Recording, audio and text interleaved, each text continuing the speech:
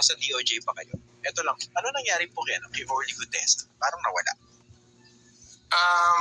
Ako na, kasi nung nag-affidavit siya na, binasa niya yung affidavit niya. Tapos nung tinanong siya about witness protection na hindi niya raw kailangan. Sabi ko, ba't ganun? Sa affidavit mo, gusto mo na witness protection. Nung tinanong ka, ayaw mo. Baka hindi niya naintindihan yung binasa niya. Baka hindi siya sumulat nun. Baka hindi niya talaga alam ang nilalaman nun. Diba? In retrospect yun. Pero ako talaga, I wanted to see, to vet the witness. Kasi if you want witness protection, we will vet you. Pero I had a feeling hindi na siya pupunta kasi sinabi niya na hindi niya kailangan ng protection. Pero, still the same, when the DOJ secretary asks you to come over because we have to validate information, sana naman may konting paggalang na sasabihin niya hindi na po ako pupunta. Diba? Pag ano mangyari dun sa kanya mga sinabi sa Senado? Basta mag-appear siya ulit, paninindigan niya siguro. I mean, in terms of prosecuting the people that he pointed to. Diba? Pinakalanan niya si Speaker Juan sa Saldi. Oo, panindigan niya. Pero sasagutin niya rin yung mga tanong. Kasi nga, everything is evidence eh. Everything's about evidence and credibility. Pero nung unang niya nadinig yung testimony niya, may mga nakita ba kayong red flags or mga inconsistencies? Yung bahay ni Speaker Romualdez, alam ko sarado yun eh. Kasi, ano yun eh, matagal na sarado yun eh. Alam ko, January 2024, wala na yun. Hindi na ginagamit ni Speaker Romualdez yun. Kaya, doon pa lang, parang napaisip ako, baka ginawa niya receiving office o ganito o ganyan, di ba? Pero hindi eh. Ayun lang ang report niya sa akin, nag-validate ko. Na talagang hindi ginagamit yung bahay under renovation? Hindi, kasi pinapa-repair niya yung bahay. Pinapa-remodel niya. Lumang bahay na yan, pero napakalaking lote niyan. 1 hektarya yan.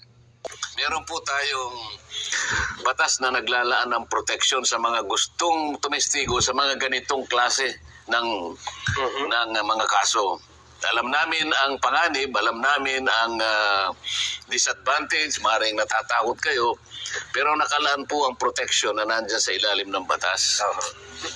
Pero ang kinakailangan lang, tulungan po niyo yung Estado. Kailangan nating ma-identify, kailangan nating matukoy kung sino yung malalaking isda na yan.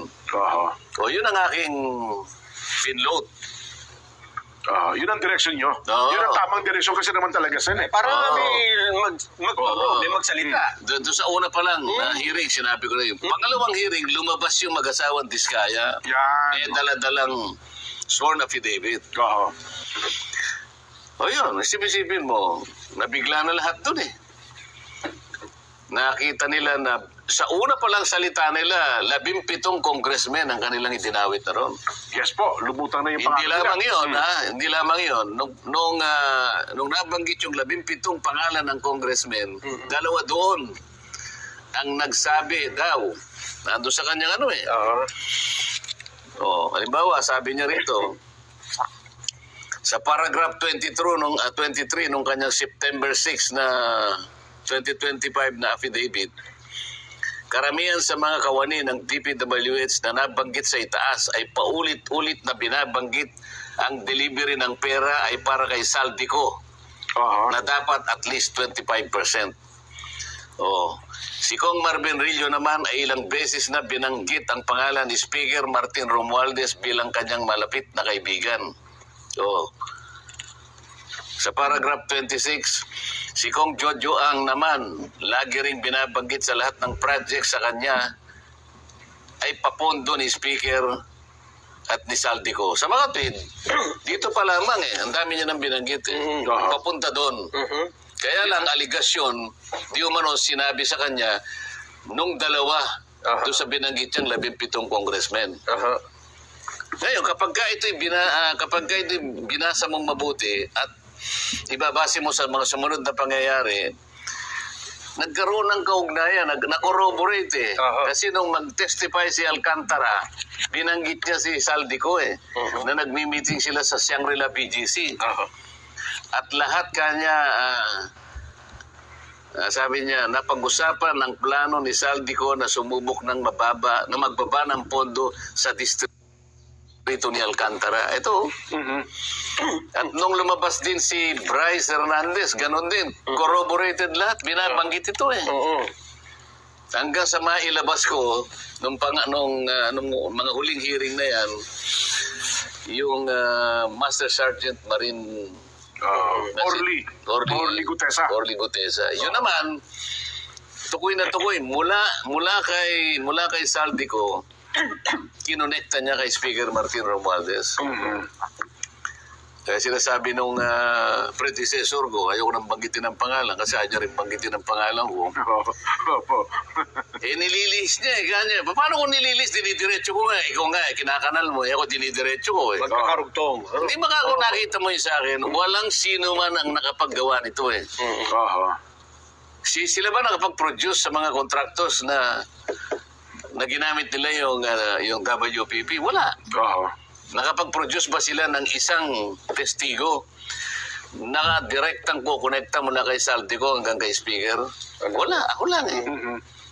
Sabi ko nga sa kanila, ang pinaka-credible na witness ay si Gutesa. Si Diskaya corroborated lahat ng mga ng sumunod na mga testigo. Pero si Gutesa ang pinaka-credible dahil si Gutesa wala siyang gain dito eh. Wala si interest. Wala siyang interest dito eh. Di ba? Ang sabi ko sa kanila, Gutesa has everything to lose. He has nothing to gain here. Tama. Nilalagay niya sa panganib ang buhay niya at buhay ng kanyang pamilya niya. Opo. So, alam mo, sa law on evidence, maski sa mga kasong katulad ng ganyan, ang pinakamataas na uri ng pagtetestigo at saka ng ebidensya, kapag ikaw ay tumestigo laban sa iyong sariling interes, tinatanggap ng korte mataas na uri ng ebidensya yun. Si Gutesa, wala siyang ganansi eh. Ano pa kinabang? Ilalagay mo nga sa panganib ang buhay mo at buhay ng pamilya mo.